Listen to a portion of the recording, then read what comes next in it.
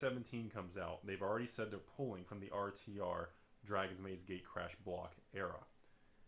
If Wizards chooses to decimate Dragon's Maze, if they reprint Voice of Resurgence or Ral Zarek, if they reprint the only thing that's worth money in this set, and they just slaughter it, they take it and they just slice it right in half. If they do that, you're going to have a major death blow to anything in the next 5 years of these boxes appreciating in value. There's still a little optimistic, little bit of hope, and that is the fact that, again, it's a small set.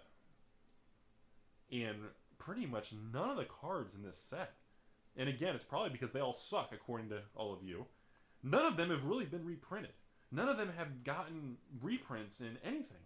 Specialty products, conspiracy products, commander products, from the vault products, and you know, I actually thought Voice of Resurgence was going to be reprinted by now. I really did. Because Voice of Resurgence has only been printed in one set. And on top of that, it was a set that wasn't open much. It was a set that had its print run cut because it's so bad. It was a set that nobody wants to open because you're guaranteed to go to Pound Town. It was a set that, well, people don't like going to Pound Town. You know, so you run into a lot of these little things. So it makes you wonder, what is the future of Dragon's Maze? I think the future is one day you're going to wake up, you're going to look in the comment section of my video, and you're going to be like, oh my god, the human race is screwed. And then after that, you're going to get up, realize you hate your job, then you're going to get in your car and drive somewhere, you're going to get stuck in traffic, and then you're going to be miserable. And then it's going to hit you after about 40 minutes of sitting in traffic, and all these stupid people around you are just retarded and evil and angry, and they just hate their life because they're going to Cube Land. And this is what's going to happen. You're going to check your smartphone, and you're going to go to MTG Stocks, MTG Goldfish, you're going to see something, and all of a sudden some random-ass common, uncommon, or rare that nobody saw coming was going to have a buyout, it's going to move, or it's going to be some new ability, or some new deck, or some new net deck that's going to take it. And if that happens, you're going to see the weirdest movement you've ever seen. And Dragon's Maze, nobody wants to sit on those boxes. Most stores don't have it. Even the distributors, a lot of them don't even carry Dragon's Maze anymore. They fire sold this shit. Stores fire sold them. Some stores got them in so cheap from distributors, they cracked hundreds of boxes, so they probably got it for like 40, 50 bucks a booster, and they just sold the single. Because again, you have a floor price in Dragon's Maze with 2 Shocklands in it, not including the mythics, the rares, just the 2 Shocklands in each box puts a floor price of 2. I mean, you're putting a $20-something floor price right there.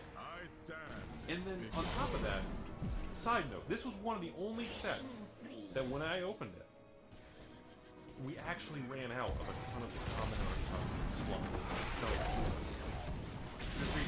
We ran out of a lot of the common uncommons in Dragon because so many people were buying them. The common uncommons aren't even bad cards. I mean, look at all the yellow. Look at all this yellow. You see that? Exactly. I feel like people are embarrassed to say they hold Dragon. They're embarrassed to show it, say it, because, yeah, guess what? I paid like $75 a box for these Dragon's Maze. And guess what? I've made no money sitting on these boxes. I would have been better off opening them all years ago, or selling them years ago, because now if I sold these on eBay, I'd probably lose $10, $15 a box, times 100 boxes, I'd lose a couple $1,000. So, you know, that is a bad investment. But I still like it. I believe in it. I think it has potential. I don't know what's going to happen with it, but I firmly believe for a set that's so small, anything can happen with it. And I do believe Dragon's Maze is going to experience some weird shit over the next 5 to 10 years. Again, this is where it gets complicated. And it's complicated because it's simple as hell. And it's this. Well, Rudy, why should I tie up money for 5 to 10 years when I can buy RTR Gate Crash? Hell, I could buy $7 Pokemon. I could buy mythical boxes for $7 wholesale. $7! I could buy fancy ass EX boxes for like $11. So, why would somebody want to invest in Dragon's Maze? Why would somebody choose to do Dragon's Maze? Invest in Dragons of Tarkir, or Pawns, or Fate. I mean, Fate even has flipping 2 fetch lands per box, similar to Dragon's Maze, but it's fetch land versus shock land. Well, yeah. Oh, Fate Forge is garbage. I don't want to get into Fate now. So the thing is, the Dragon's Maze thing is a really negative. There is so much negativity piled into a box of Dragon's Maze, it makes me optimistic. Okay? I'm so optimistic that, by the way, my t-shirts are for sale. You can finally get an Alpha Investment t-shirt, by the way. Link in the description. You guys rock. Someone's nasty. But that's how optimistic I am. I'm going to try and sell my t-shirt on a video of the worst flippin' sealed product in Magic's history. Probably besides Homeland. No, still the worst. This is the cheapest sealed Magic product. That's how optimistic I am right now. So, that's all I really have to say. Depending on how much Dragon's Maze gets hit, because of Modern Master reprints and all these reprints Wizards is doing, I mean, their printing press is high speed right now. I mean, that thing's probably overheating. It's going to really dictate, I think, the speed or the velocity of increase of the Dragon's Maze boxes. Dragon's Maze will go up in value. Dragon's Maze will not go up in value anytime soon. But Dragon's Maze will appreciate.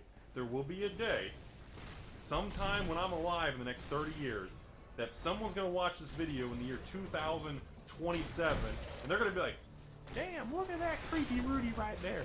He told everybody to buy Dragon's Maze back then. See my point? Shit's gonna happen. Rudy's Alpha Investment.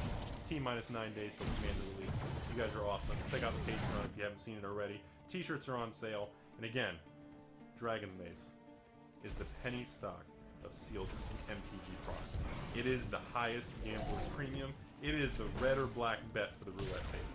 You guys have a flippin' fantastic.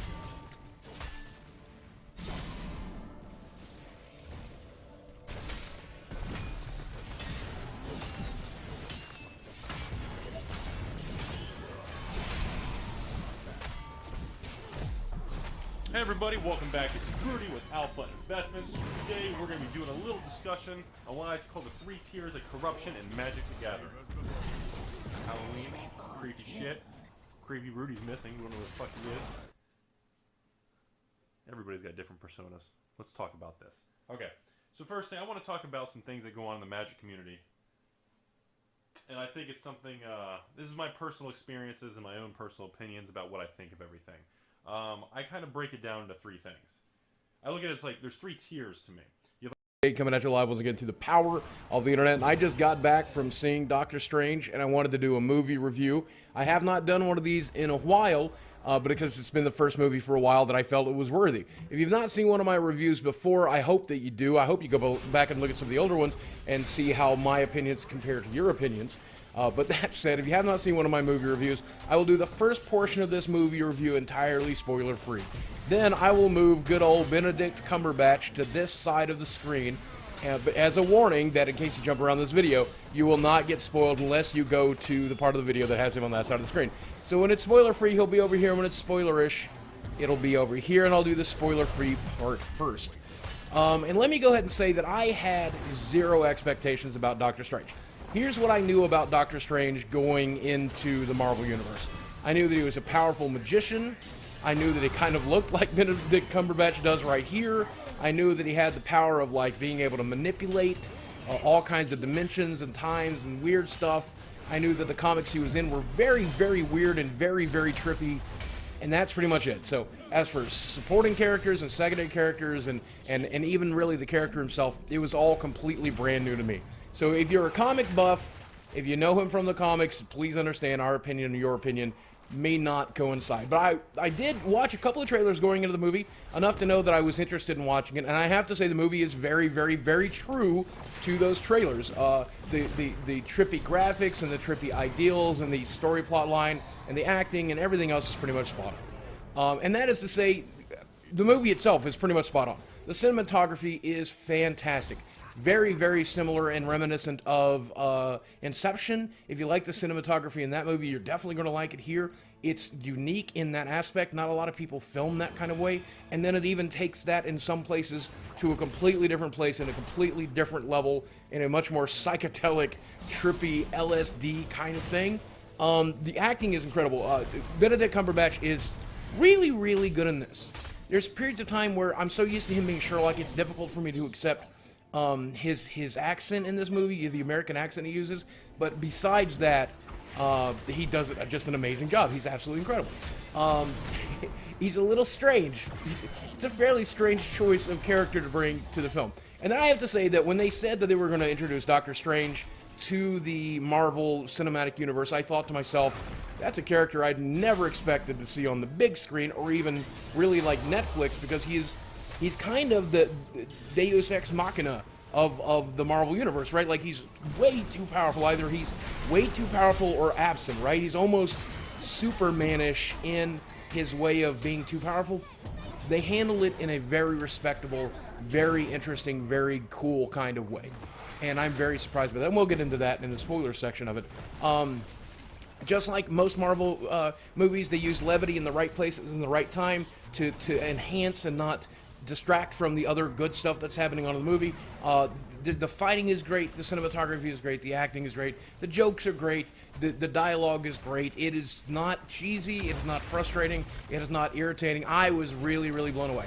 The movie is actually so good, I enjoyed it very, very much. My wife enjoyed it very, very much, and even my mother-in-law, who has not seen a superhero movie since the 1990s Michael Keaton Batman, which she did not like very much, said it wasn't that bad. In fact, she said she kind of enjoyed it. That's a pretty good raving review coming from my mother-in-law, who does not care about any of this superhero business. So I think if you saw the trailers and you like what the trailers have to offer, the movie is definitely that. If you feel like you need to wait to avoid lines or anything like that, I'll tell you that there were no lines, no real lines at our viewing. There were about, I guess, probably 15 or 20 people standing in line for the second showing on our way out. The first showing was, I mean, a full theater, but certainly not sold out or anything. It was very, very manageable. Also, I met like 5 or 6 fans of the channel. So if you're watching this, guys, hi, I would name you all individually, but I met too many people to remember the names. So that said, I think you probably, there's no big spoiler. There's no big spoiler that will ruin the movie for you. So you don't have to worry about anything leaking and ruining the film. So I think if you need to wait, you can wait. If you can afford matinee prices on the opening weekend, though, I would recommend seeing it right away. And I would definitely recommend seeing it on the big screen because it looks fantastic. Unless you have a giant television at home, it's not going to look as good at home. Definitely watch it in the theater. So that said, let's get to the spoilers. Let's get to the spoilers. Let's get to the spoilers.